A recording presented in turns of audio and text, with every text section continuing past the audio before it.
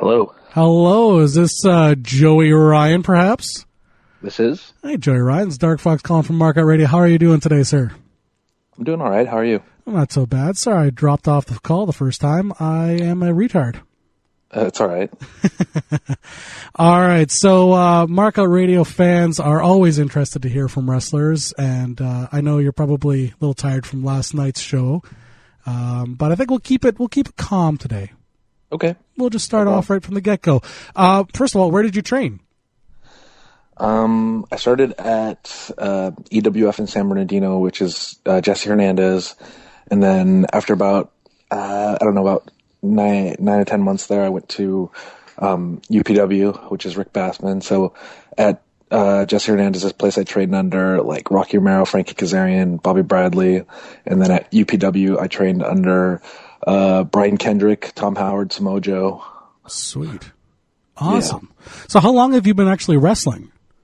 About 13 years. Wow, holy cow, awesome. So then the break-in was that? Would you call that UPW then? Kind of, yeah. I mean, I started actually doing matches before I went to UPW, but then when I transferred, I just kind of wanted to like widen my spectrum of, training. And then, the guys that were training UPW were, just different in the state. UPW had more options as far as, places to work. So that's kind of why I just kind of wanted to, make more connections and network a little bit better. Right. Yeah, no, that makes, absolutely. It's always interesting to look back on wrestlers in their first matches as opposed to how they get when they're quite a bit more polished. So looking back, your first few matches, how do you feel that they went? Awful, but I mean, they're fun and it's a learning experience, and like without them, you don't get to where you are now. So I mean, I still have some of those on VHS actually, and it's fun to pop them in and watch them a little bit and just see how much I've grown and stuff. Yeah, absolutely. So, what has been your most memorable match or feud so far? Going back to like, the early days or earlier days, like 2004, I had an Iron Man match that I was pretty proud of because it went like 72 minutes or something like that. It still stands out because, it was just a test of my abilities to go that long. Mm-hmm. And then, getting to wrestle guys that, I admire, like Jamie Noble. I got to wrestle in 2005. And then even coming up like 2006, 2007, getting to wrestle like X-Pac and just, even in TNA, getting to wrestle Al Snow and Rob Van Dam, just guys that, I watched when I was, in high school before I even thought about being a wrestler. Those are kind of matches that stand out for me. Yeah, that Al Snow feud was absolutely great. I loved watching that. I marked out to watching that shit all the time. Yeah, it was fun. It was real fun. Yeah. So, who are you hoping to work with in the future here? You're doing some independent stuff right now. Who are you looking to work with in the future? It's any and all takers. I'm just trying to keep my business schedule or my schedule busy, and like I was making a living on independent wrestling before I got signed to TNA, so I'm hoping to pick back that up. So I can keep it going. I didn't change. I was able to save up some money from TNA. They paid me pretty well, contrary to what people think. They paid me pretty well, and I didn't really change my lifestyle when I got signed. So I was able to save up some money, and then I'm just trying to pick up bookings wherever I can now to keep it going, so I can keep just wrestling and play fighting in my underwear for a living. Absolutely. So that brings around the sleazy gimmick. Now I've noticed that you've been using it for most of your career that we've been able to see on YouTube as well as on TNA. What made you decide to go that way, and who or what did you use as inspiration for it? Well, when you first start wrestling and you train and you start wrestling, doing matches and stuff, you kind of feel like there's a bunch of rules you have to follow, and you have to do it the way the guys before you came in and did it to make it. And then, I got comfortable. Once you get comfortable and you realize that, hey, like wrestling's kind of your open canvas and you can paint it however you want and do. There really there really is no right or wrong.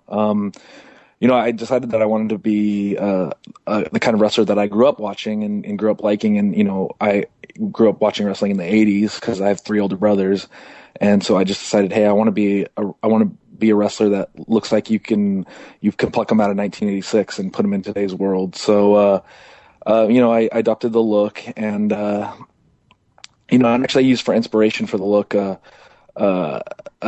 popular, I tried to take an 80s icon. So I thought of, Magnum PI, because it was a TV show. It kind of, embodies all of the 80s and the look and the floral print and, the chest hair and the mustache. And, as cool as Magnum PI was and as much of a babyface as he was in the 80s, if you saw someone looking like that today, you'd probably think they're pretty sleazy.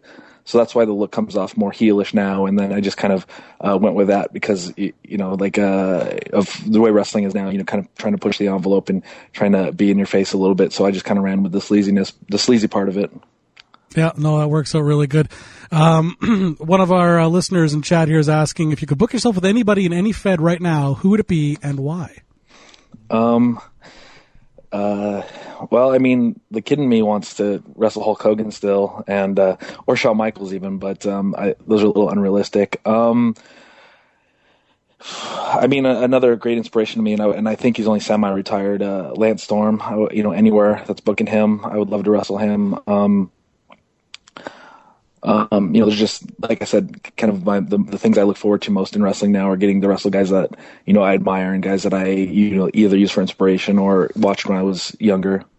Mm-hmm. So, I mean, I'm not really, I don't know where. I mean, I think he's done some stuff for Ring of Honor before. I'm not really sure where else he's working, but I think he's still doing matches here and there. So that would be great because he's one of the guys that, I didn't really watch much of before I started training. And then, when I started training and saw how crisp and clean all his stuff was, I kind of started watching him a little more closely just to see his mannerisms and his technique. Yeah, I know. I live up here pretty close to where he lives, and I know a lot of the guys that are up here have been going to his wrestling school just to clean up their in-ring performance and everything too. So that's a pretty common reply, actually. A lot of people want to work with him just to improve their own game. Yeah.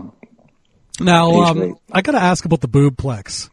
Because it's wildfired all over YouTube and everything, and everyone just loves seeing everyone's mashups of the Boob Flex. Now, what led you to try it the first time, and why did you continue using it afterwards? I'm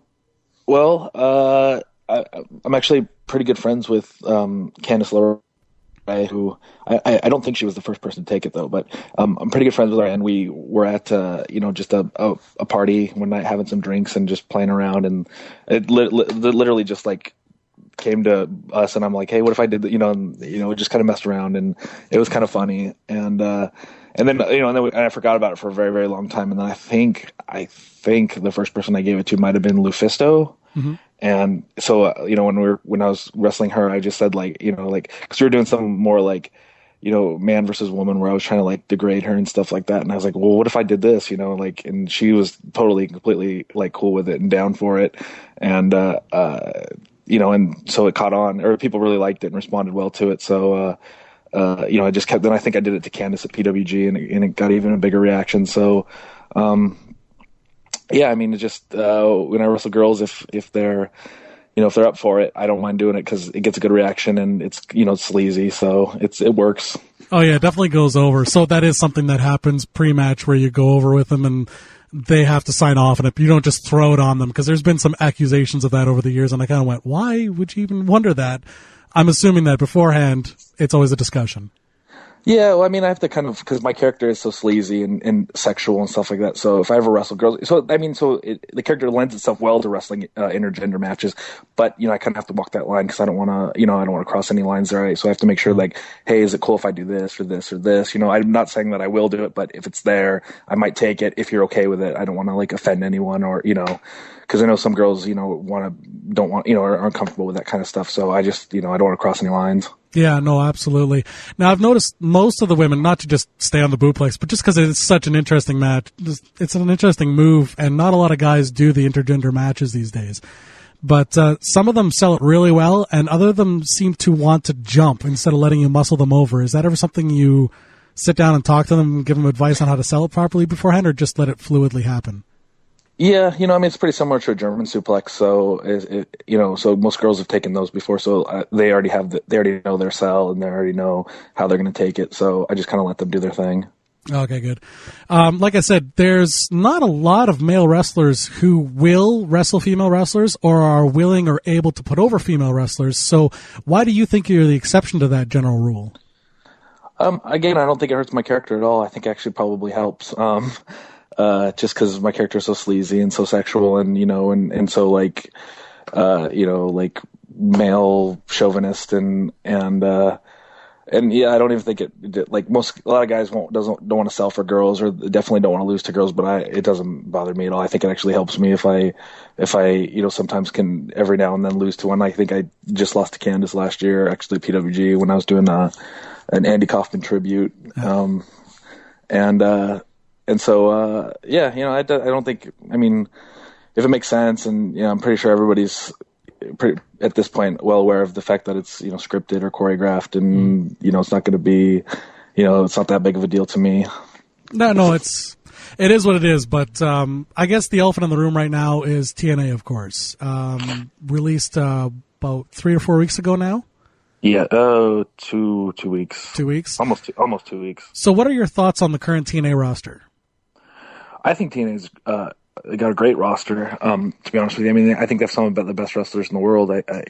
Kazarian, Daniels, Austin Aries, Bobby Roode, AJ Styles, Kurt Angle, really some of the best wrestling in the world. I understand why they had to let some people go. I know it's more expensive for them to go out on the road, and they had to make budget cuts. They cut, if you look back, they cut. They started cutting with Doug Williams, and then they let RVD go, and then they cut a bunch of office people, and they started cutting us, and Kid Cash too before us, the 6 of us last week or 2 weeks ago, and so I understand that it wasn't like when I got the call, it wasn't a personal thing, it wasn't anything about my work, it was just a business decision because I wasn't being utilized on television at the time, and they can't really afford to keep. I was the last 2 or 3 months I was just sitting at home collecting a paycheck, and I knew that wasn't going to last forever, so they just had to keep the people that were in the current storylines that are writing for now and that are being utilized on television. So, I kind of saw it coming, but I think it's a good move, to be honest with you. I mean, as much as it sucks that I don't get that paycheck anymore, I think it's a good move for them because I think being on the road is really gonna, and it's still early in the stages, so it's hard to judge. I know a lot of people want to jump to conclusions on it, but I don't even think they've hit their stride yet. They got to do that for a while and build up a new audience and a broader audience and hit their stride really and take off if they want to become, a bigger player. Yeah, absolutely. Because they have their core audience of 1 million or so viewers every week, and of course online and everything else, but they've got to kind of build up. So it's good to know there's no hard feelings there or anything like that. What are some of your upcoming bookings? What are we looking forward to seeing you in? Are you booked for any internet pay-per-views that are coming up that our listeners can watch? I don't think I'm doing any pay-per-views yet. Although I'm not sure if some of the companies I work for, I'm not really sure what they release, if they do DVDs or pay-per-views. I did some stuff for Lucha Vavoom, which is a company out here in Southern California. I worked for them this week. I've been actually working with Brian Kendrick's school. He started a school out here, and I've been doing some shows for him. That's more of a favor to him, though. Right. So you're doing stuff with Brian Kendrick. I noticed that there was. I noticed on YouTube there was a hilarious little gimmick of you going to Disneyland and buying him a Mickey Mouse hat. Yeah, that was from a few years ago at PWG. I just put it up on YouTube recently. That was great. That was absolutely hilarious. So for him, what are you doing lately? Are you just putting over wrestlers that he's got going, or are you having... I'm just working with his students. He had a lot to do with my training at UPW. So, just to help him out, give back a little bit, because they're mostly students on his show, with a couple of other of his, friends that he has around the area. So I'm just going and working with the students and, helping them out. And then, hopefully with the name, a little bit of more audience will come, a little bit, help to draw a little bit for him. Okay. Now, any of your T-shirts, DVDs, stuff like that, go ahead and plug your website and everything like that so our fans know where to go to find all the best sleaze merch. Twitter, I'm at Joey Ryan Online, or on Facebook, you can search me for Joey Ryan. I think I'm the only wrestler Joey Ryan on there. And then ProWrestlingTees.com, is for my merchandise. There's a lot of guys on there if you check that out. It's actually a really good, website if you want some, wrestling merchandise.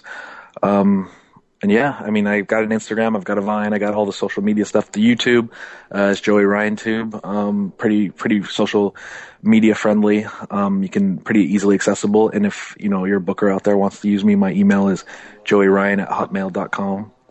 All right, sounds good. Thank you very much for coming on the show, Joey Ryan. I really appreciate it. Thanks for having me.